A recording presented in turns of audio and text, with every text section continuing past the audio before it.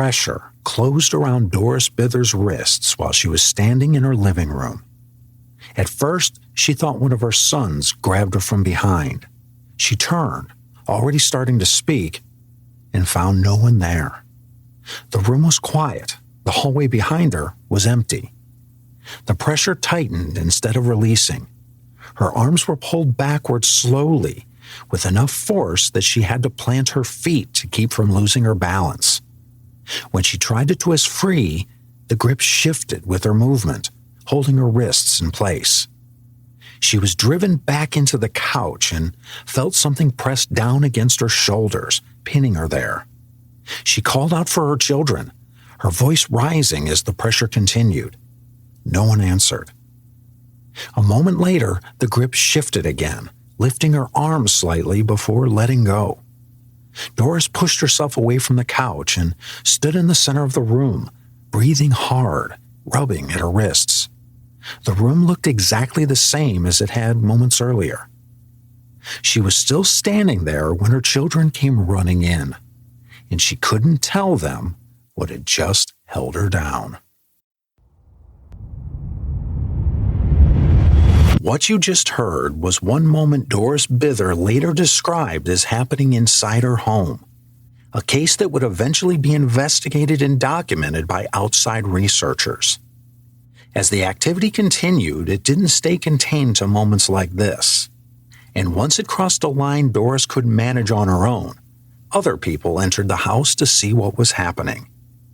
To understand how it reached that point, you have to go back to what was happening inside that house before anyone else was watching.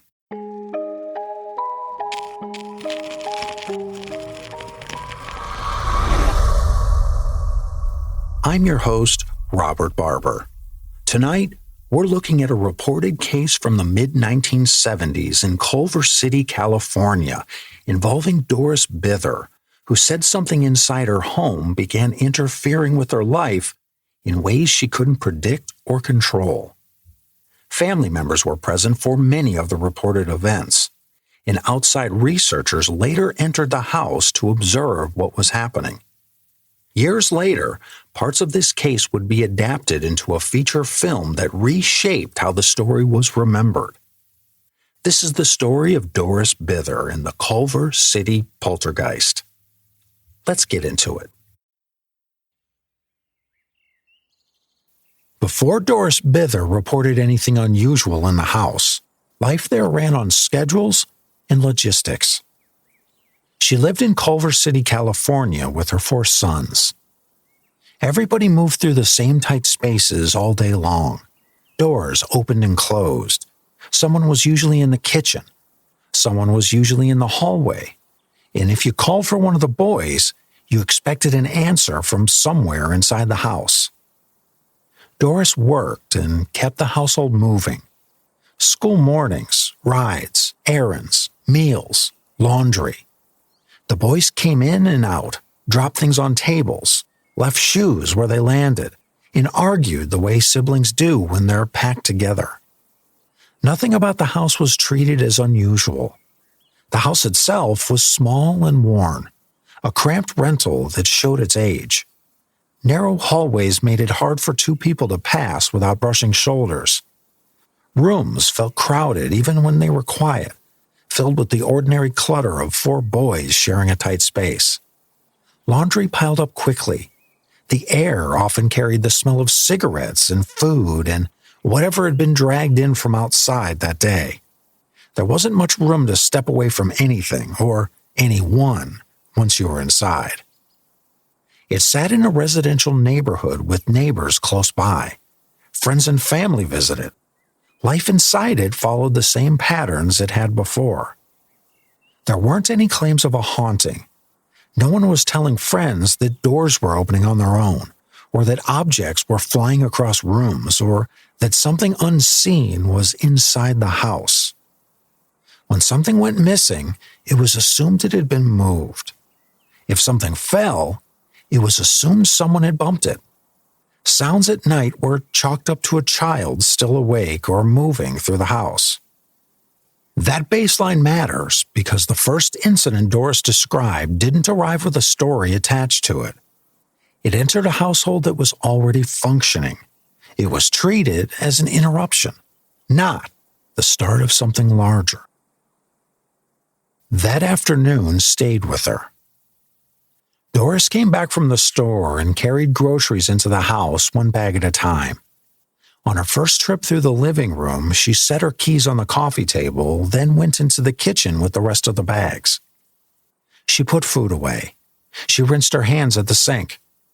One of the boys was somewhere down the hall. The radio was playing off in the distance. When she walked back into the living room, the keys were on the carpet beside the table. She stopped and looked at them, then looked towards the hallway and called out. She waited for an answer and didn't get one.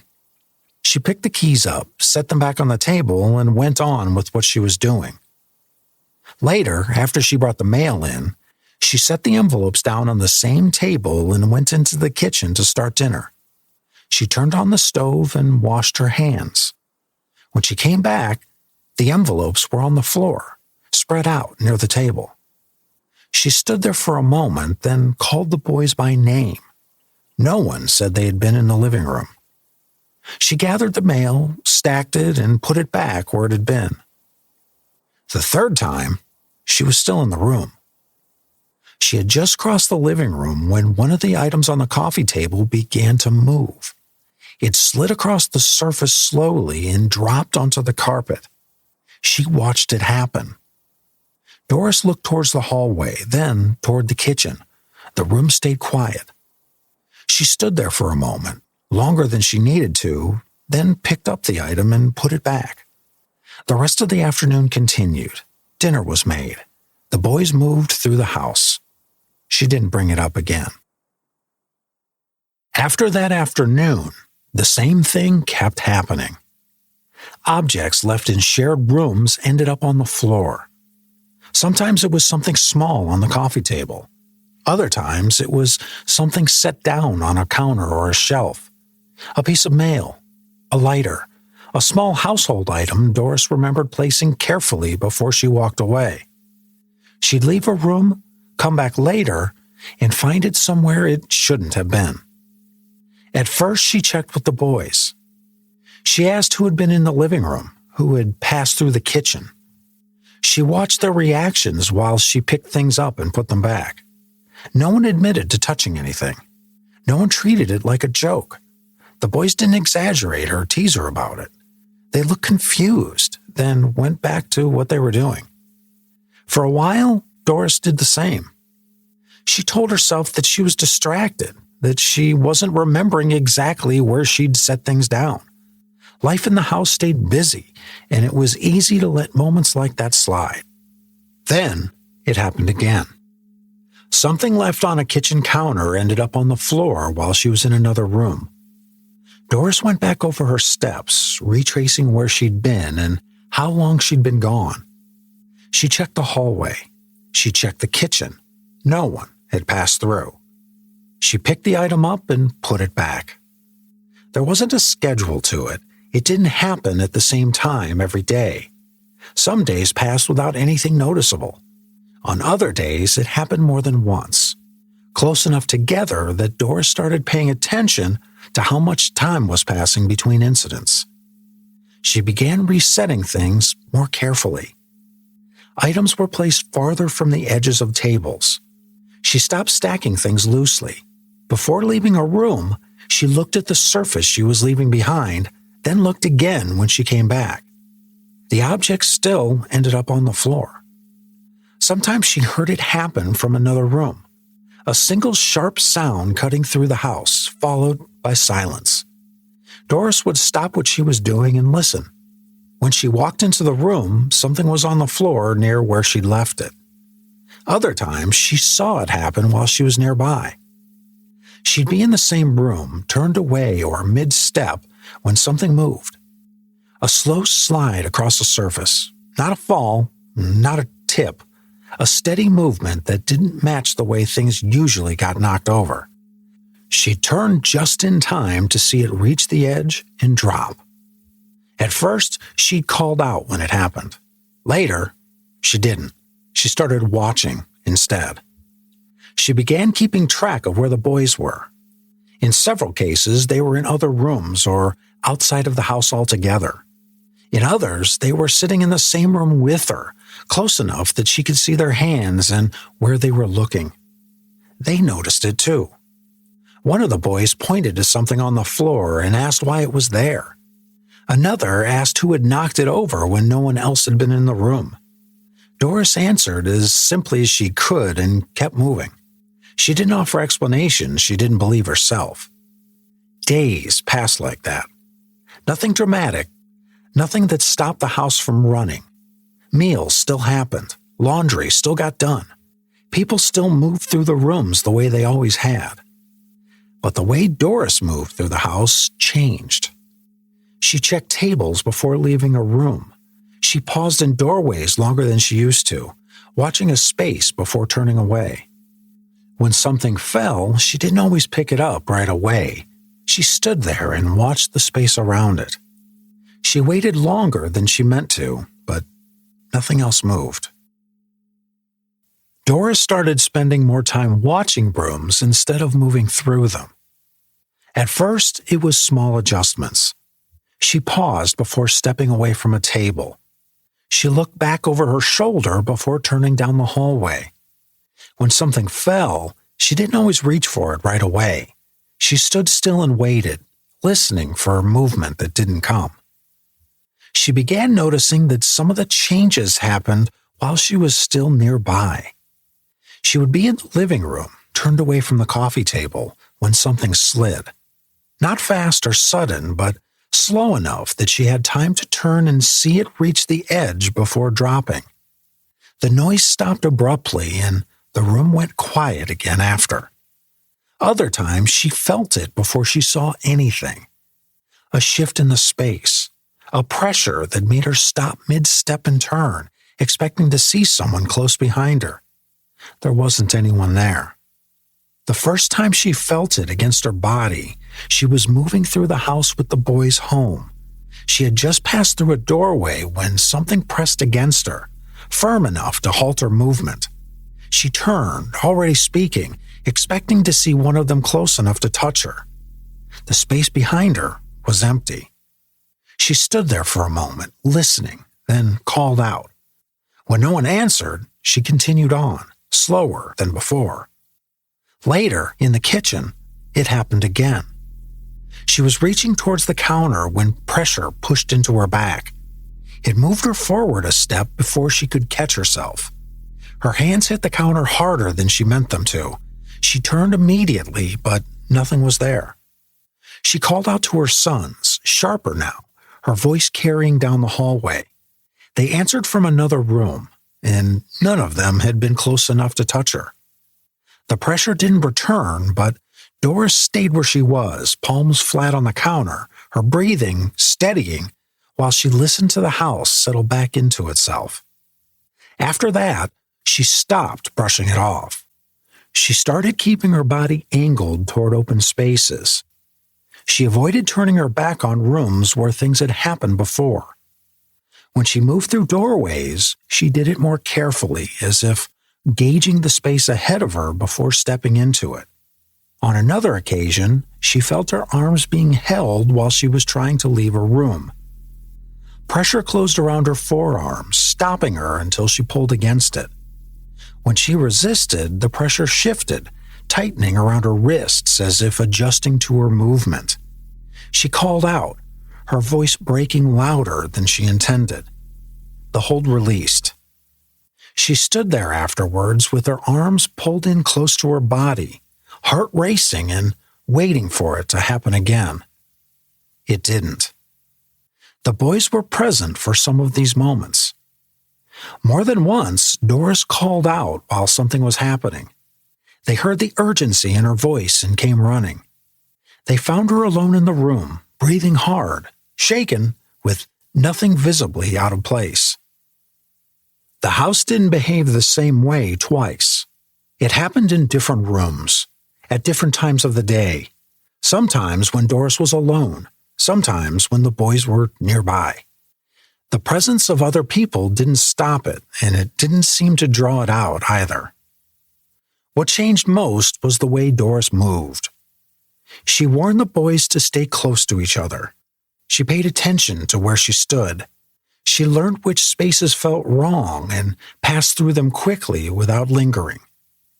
The house itself stayed the same furniture, the same walls, the same narrow rooms, but the space inside it no longer felt reliable. By the time Doris reached out for help, she wasn't reacting to a single incident anymore. She was trying to live in a place where her own body no longer felt fully under her control, and she knew she couldn't manage that on her own. By the time outside researchers became involved, the activity in the house had already moved beyond what Doris could manage on her own. 2 investigators were brought in from UCLA-connected parapsychology research being conducted in the early 1970s. Barry Taff and Carrie Gaynor. Taff was a doctoral candidate working with UCLA's Neuropsychiatric Institute. Gaynor assisted with field investigation and documentation. They weren't friends of the family, and they weren't brought in casually. They were contacted because they were already studying reported paranormal phenomena and knew how to observe and record events as they happened. When they arrived, they already knew what had been reported. They didn't come to persuade anyone, and they didn't come to challenge Doris's account. Their role was to watch. Before setting anything up, they walked through the house together. They noted how narrow the hallways were, how closely the rooms opened into one another, and how little space there was to move without being seen. When asked where most of the activity had occurred, Doris gave the same answer she always had: the living room. That's where they settled in. Doris sat on the couch. Taff took a chair near the wall, a notebook resting on his knee. Gaynor positioned himself closer to the coffee table, watching the furniture and the floor. The table was cleared and reset. A glass and an ashtray were placed near the center and left alone. The room went quiet, not awkward and not tense, but focused.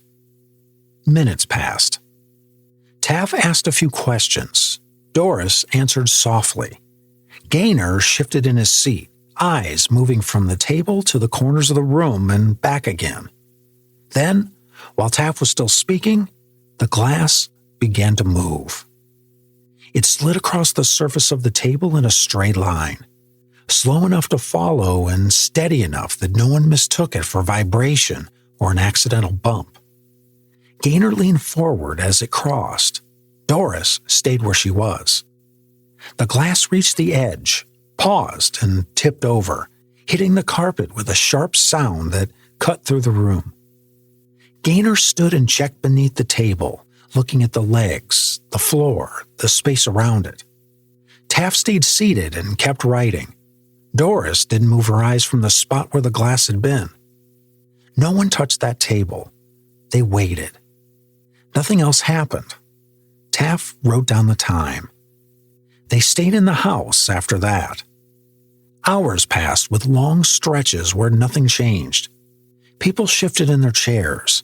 Someone stood and walked the length of the room, then sat back down. Doris stayed close, not wanting to leave the space while others were watching it. Later that night, a light appeared near the far wall. It formed gradually and began to move across the room. Everyone followed it from their seats as it traveled along the wall and passed in front of the furniture before fading. During these visits, Gaynor attempted to photograph what was happening using Polaroid cameras. Most of the film didn't develop into anything usable. Frames that came out dark, washed out, or empty.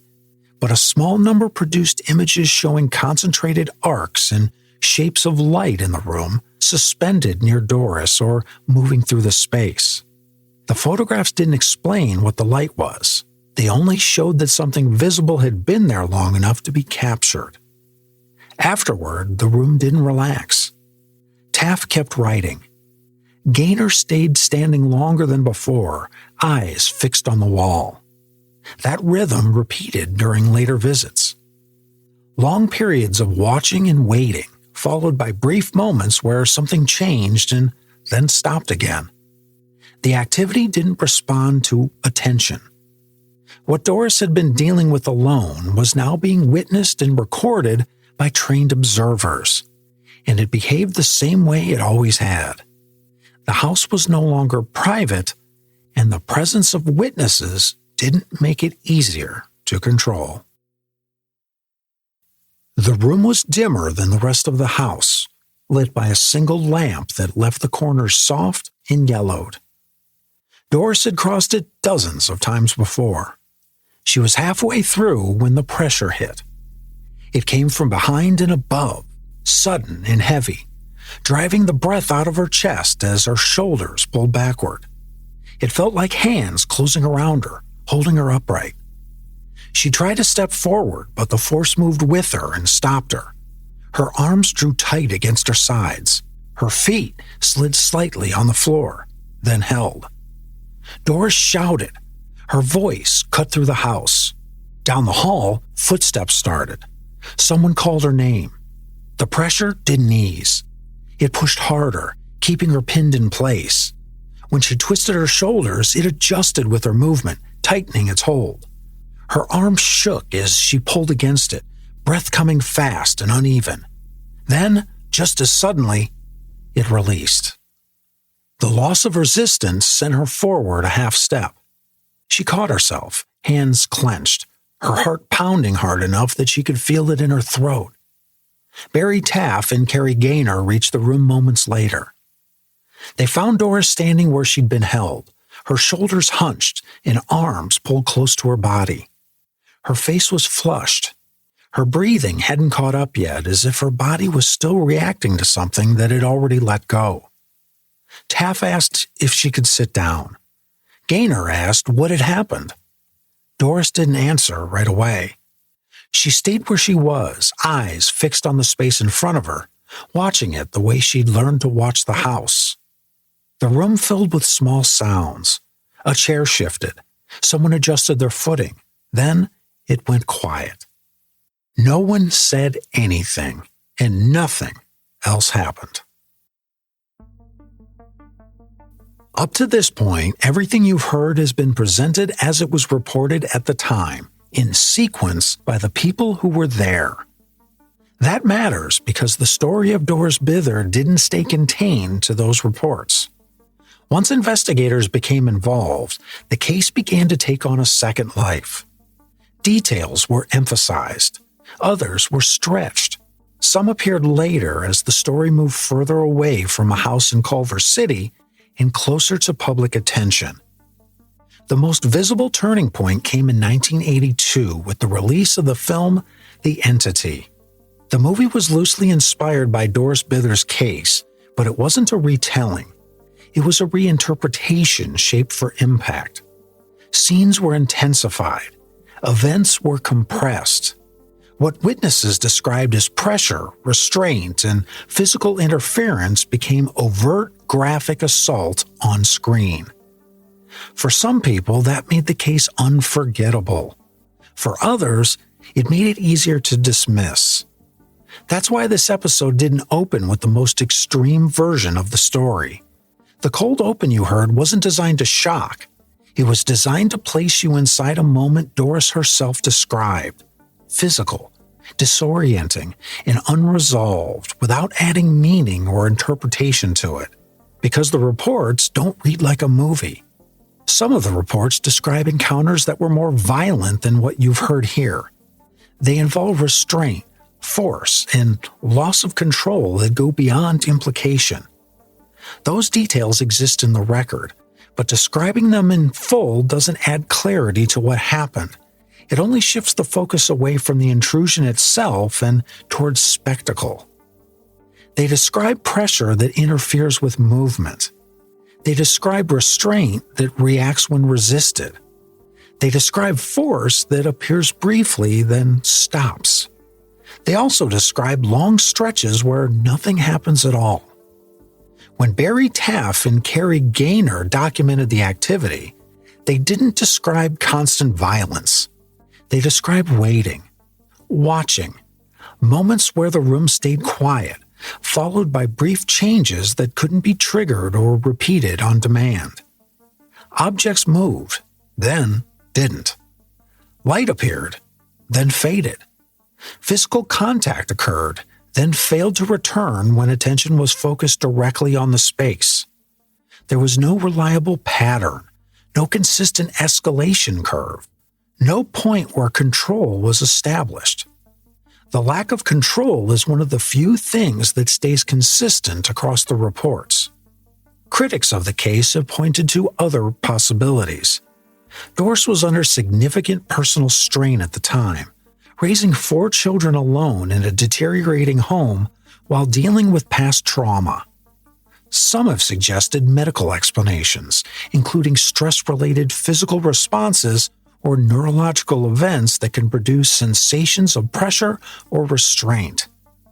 Those theories attempt to explain Doris's experience, but they don't fully account for the reported movement of objects, the shared observations, or the phenomena witnessed by outside observers.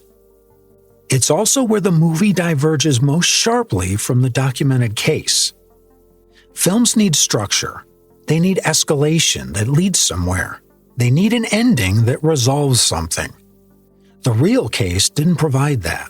What it provided was a series of intrusions that interfered with Doris's ability to move freely inside her own home, even when other people were present, even when trained observers were watching and recording what happened.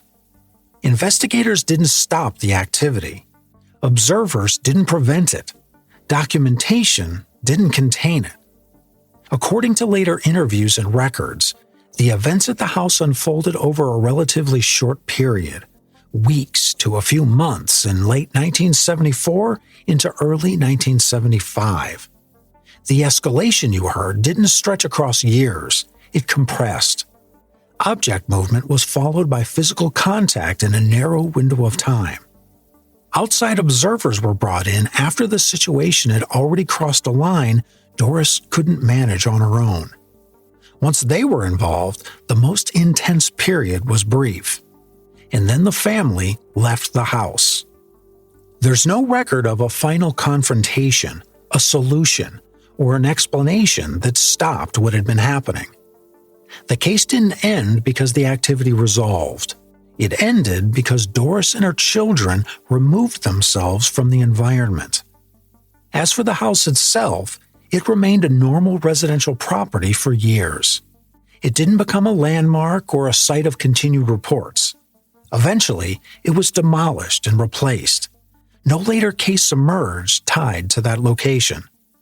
Doris didn't pursue publicity afterward. She didn't remain connected to paranormal research. She lived the rest of her life outside the spotlight and passed away in 1995. There's no record that she ever retracted what she reported, and no record that she ever claimed to understand what happened.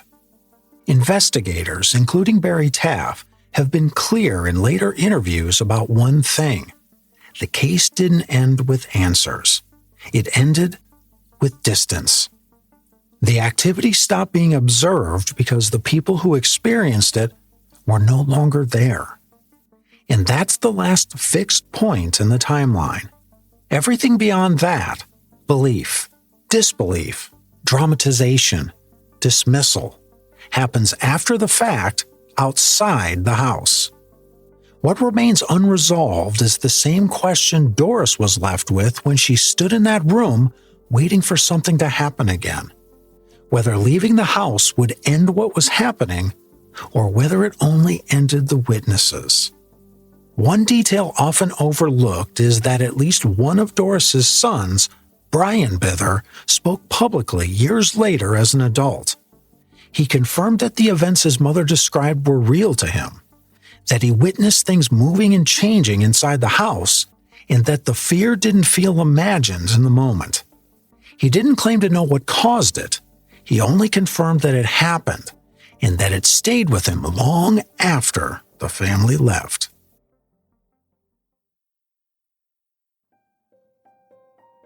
When people talk about this case, they usually jump straight to the extremes, the assaults, the investigators, the movie. That's not what stays with me. What stays with me is how long Doris tried to keep living inside that house as if it could still be normal. She didn't treat the first things that happened as signs or warnings. She treated them like interruptions, like moments she might be misremembering or misunderstanding. She checked with her kids. She reset objects. She kept moving through the day. That matters, because this case didn't begin with belief. It began with someone trying to stay grounded while small things kept refusing to line up. And then there's the part that's harder to sit with. I don't know whether the physical assaults happened the way that they were described. I don't know what caused the pressure she reported or whether there's an explanation that fully accounts for it. But if even part of what Doris described was real, if someone actually felt restrained inside their own home without being able to see what was doing it, that's terrifying in a very specific way. Not because of what it implies, but because of what it takes away. When the situation crossed into something physical, her response still wasn't spectacle. It was caution. Paying attention to where she stood, keeping her children close, waiting to see if there was another explanation that fit. Even when investigators arrived, control didn't return. It didn't matter who was watching or who was documenting. The activity didn't adjust itself for the attention. Eventually, the only decision left was distance. Doris didn't stay to prove anything. She didn't turn what happened into an identity. She removed her children from a place that had stopped behaving in a way she could predict, and she didn't go back. That choice ended the part of the story we can document. It doesn't tell us what the experience meant. It tells us what it cost. You don't have to believe in anything supernatural to feel the weight of that. You just have to imagine realizing that the space you rely on for safety no longer gives you that, even when other people are standing beside you. Whatever was happening in that house forced decisions without certainty and without a clear right answer. And that's where this story still sits. Not in the explanations that came later, but in the moment someone decided that staying no longer made sense. This has been State of the Unknown. The Culver City Poltergeist doesn't leave behind proof in the way that people usually expect. It leaves behind reports, witnesses, and a sequence of moments that were experienced in real time by the people inside that house. Lately, many of you have been leaving ratings, reviews, and thoughtful comments. I see them, and I don't take them for granted. Knowing you're listening this closely really does mean a lot to me. If you've already rated or reviewed the show, thank you. It helps more people find it. And if you haven't, a quick rating or a short review in your podcast app goes a long way. If you have a story you think belongs here, you can reach me anytime at stateoftheunknown.com/contact. Until next time, stay curious, stay unsettled, because some stories don't end when the activity stops. They end when the questions become louder than the ghosts.